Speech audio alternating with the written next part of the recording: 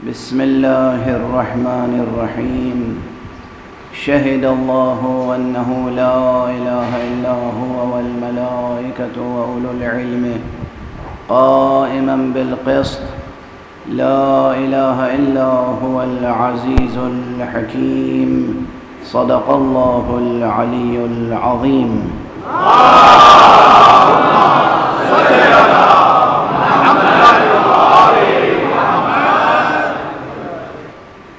تو یہ جو آیت کریمہ ہے یہ قرآن مجید کی عظیم ترین آیتوں میں سے ایک ہے اپنے اختصار کے باوجود۔ آپ حضرات میرے اسلوب بحث سے بہت حد تک آشنا ہیں، میں قرآن مجید کے ایک ایک لفظ پر ٹھہر کر جب غور و فکر شروع کرتا ہوں تو وہ بہت طویل ہو جاتا ہے سلسلہ گفتگو کا۔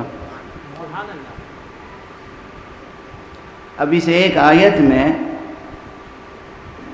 آیت کے ساتھ ساتھ چلے گی گفتگو۔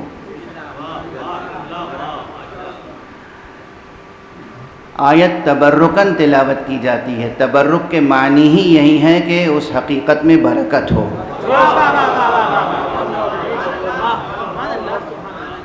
آپ جب کسی کو تبریک پیش کرتے ہیں تو اس کے کیا معنی ہیں؟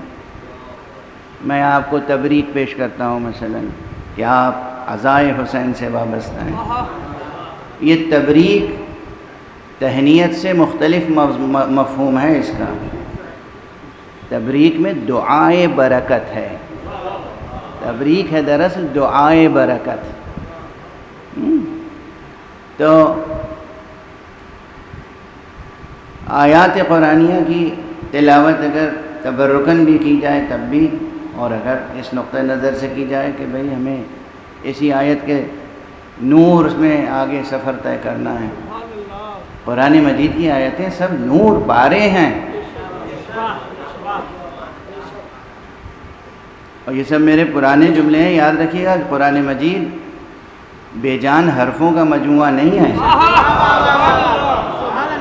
قرآن مجید ایک زندہ کتاب ہے اور زندہ کرنے والی کتاب ہے،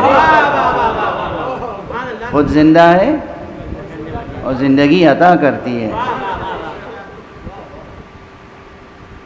یہ سب میں صرف تشویق کے لیے یا ترغیب کے لیے یا تحسین کے لیے نہیں کہتا ہوں، یہ ایک حقیقت ہے۔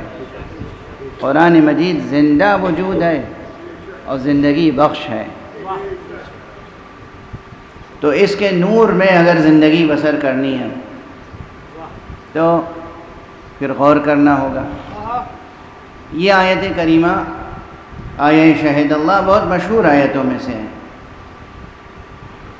یعنی ذکر و ورد کے لیے بھی تجویز کی جاتی ہے۔ یہ آیت بزرگان تعلیم کرتے ہیں، فکر اور عمل کے لیے تو ہے ہی ہے پورا قرآن، صرف ذکر و ورد کے لیے نہیں ہے، فکر و عمل کے لیے ہے۔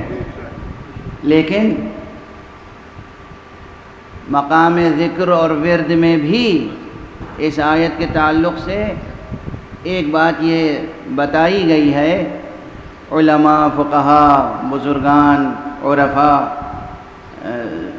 سبھی ہر طبقے سے تقریباً بزرگان نے یہ بات بتائی ہے کہ یہ آیت شہد اللہ مختلف مواقع ہیں اس کی تلاوت کے، ہر نماز کے بعد تلاوت کرنی چاہیے، اور اگر سونے سے قبل، یعنی جب آپ وضو کر کے سونے کے لیے بستر پر جائیں اس وقت اگر اس کی تلاوت کریں اور روز کریں، پابندی کریں۔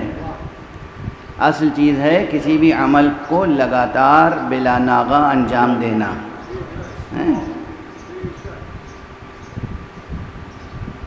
تو کہتے ہیں کہ جب روز محشر اٹھے گا وہ شخص تو پروردگار اپنے فرشتوں سے کہے گا اس شخص کے اور میرے درمیان ایک عہد ہے، اس کا حق میں ہی ادا کروں۔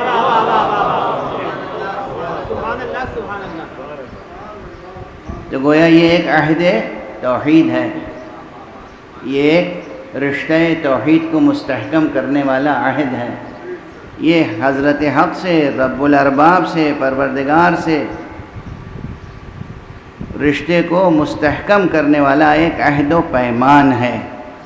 اور اگر بندہ روزانہ یہ عہد و پیمان دہراتا رہے تو روز محشر اسے یہ انعام ملے گا کہ فرشتے حیرت زدہ رہ جائیں گے جب حضرت حق کی خود آواز آئے گی کہ اس بندے سے میرا ایک عہد و پیمان ہے اور میں ہی اس کا حق ادا کروں گا۔ یہ وہ آیت ہے جو میں نے آپ حضرات کے سامنے تلاوت کی ہے، اور انشاءاللہ جہاں تک میری آواز جا رہی ہے مجھے یقین ہے کہ آج سے آپ حضرات اسے ترک نہیں کریں گے۔ کسی ایک آیت کے وفادار ہو کے دیکھیے،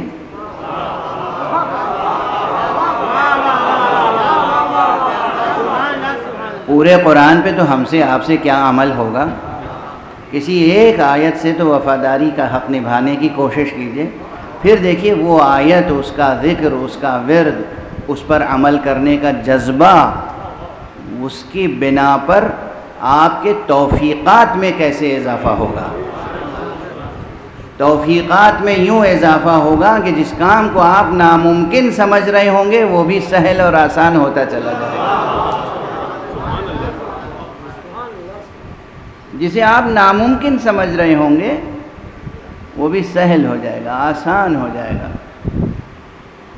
بہرحال اب ہم آتے ہیں اس آیت کی کہ ترجمے اور اس کی ترجمانی کے مرحلے میں، لیکن طالب علمانہ انداز سے، بالکل مکتبی انداز۔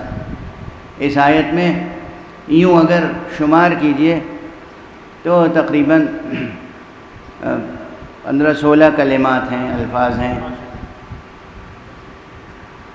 لیکن ظاہری طور پر جب آپ گنیں گے، جو حضرات عربی داں نہیں ہیں یا عربی جانتے ہیں پھر بھی ظاہری طور پہ، سرسری طور پہ گنیں گے تب بھی وہ مثلاً شہدہ کو ایک لفظ، اللہ دوسرا لفظ، انہو تیسرا لفظ، اور پھر اسی طرح گنتے چلے جائیں گے۔ لیکن جب عربی کے علوم ادب سے واقف ہوں گے آپ، نحو سے، صرف سے، اشتقاق سے، تو پھر معلوم ہوا کہ یہ جو بظاہر ایک لفظ معلوم ہو رہا ہے یہ ایک نہیں ہے، یہ ایک سے زیادہ ہے۔ مثلا عربی کا نحوی، عربی گرامر جاننے والا انہو کو ایک لفظ نہیں سمجھتا،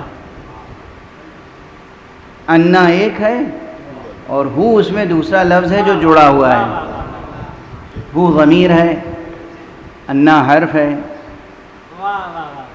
الملائکہ کو ایک لفظ سمجھ لیں گے آپ، لیکن الف لام الگ ہے، ملائکہ الگ ہے۔ تو اسی طریقے سے پھر تعداد بڑھتی چلی جائے گی۔ تو بہرحال یہ میں نے اشارہ کر دیا۔ اب اگر آپ اسے سمجھیں تو طویل ترین فہرست تقریباً کوئی 18 گنے گا، کوئی 22 گنے گا، کوئی 26 گنے گا، چونکہ اس کے اندر بعض جگہوں پر جب ظاہری لکھے ہوئے الفاظ کی گنتی پوری ہو جاتی ہے تو بعض نحو سکھانے والے کہتے ہیں اب جو چھپے ہوئے لفظ ہیں انہیں بھی گنو۔ مثلا شہدہ میں ضمیر ہے وہ چھپی ہوئی ہے، ضمیر ہوا ہے اسے بھی گن لو۔ تمام الفاظ گننے سے اچھی طریقے سے پھر ترجمہ ہوگا۔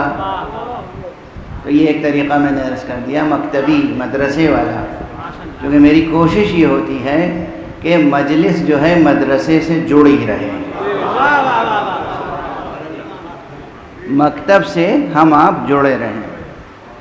تو یہ ایک طریقہ ہوا، لیکن اب وہ تمام نحوی اور جسے کہتے ہیں بالکل ابتدائی مبادیاتی بحثوں سے آگے نکل کے جب گنیں گے تو میں آپ کو بتا دوں کہ اس آیت میں تقریباً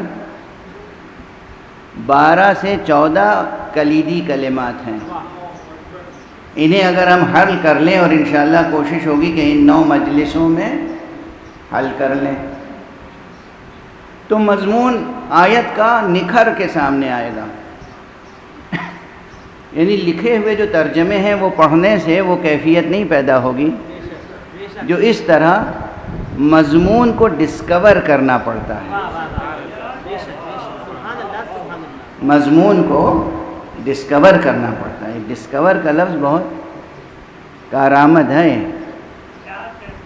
الفاظ معانی کا اظہار بھی کرتے ہیں، معانی کے اظہار کا وسیلہ بھی بنتے ہیں، اور الفاظ ہی معانی کا پردہ بھی بن جاتے ہیں۔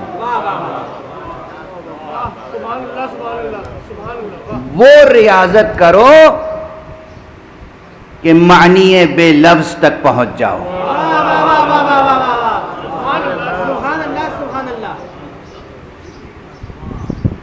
یہ ذہنی ریاض بہت ضروری ہے کہ ہم آپ معنی بے لفظ تک پہنچ جائیں.